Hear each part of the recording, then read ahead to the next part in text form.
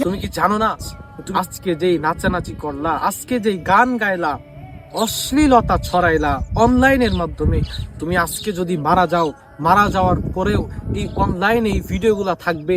এই ভিডিওগুলা যুব সমাজের যত সন্তানেরা, যত ছেলেমেয়েরা দেখবে, তত তাদের গুনাহ হবে। এবং কি তুমি কবরের ভিতরে গিয়ে কবর থেকে সেই গুনাহ কামাইতে থাকবে। তুমি কবরে যাবে, তুমি মনে করো না যে শান্তিতে থাকবে। কাল কিয়ামতের ময়দানে যখন তুমি দাঁড়াবে, তখন আমার আল্লাহ রব্বুল আলামিন বিশাল স্ক্রিনের ভিতরে তোমাকে দেখাবে তোমার এই গুনাহের কাজগুলো কোটি কোটি মিলিয়ন মিলিয়ন মানুষের সামনে। সেই সময় তুমি কিভাবে মুখ দেখাবে?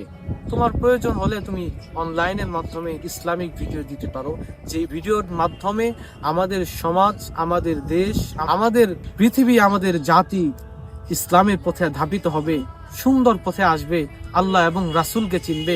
এরকম কথা তুমি বলতে পারো, যেই কথার কারণে তুমি কবরের ভিতরে গেলেও তুমি সদগায়ে জারিয়া সওয়াব পাইতে থাকবে। তোমার মাধ্যমে মানুষ সুন্দর হবে, ভালো হবে, ইসলামের পথে আসবে। এখনো সময় আছে ভাই। সমস্ত রকমের বেহায়াপনা, সমস্ত রকমের নাচানাচি, গান বাজনা, সমস্ত রকমের ইসলাম বিরোধী কাজগুলো থেকে ফিরে আসো। আল্লাহ রব্বুল আলামিন তোমাদের সবাইকে কবুল করুক। আমিন।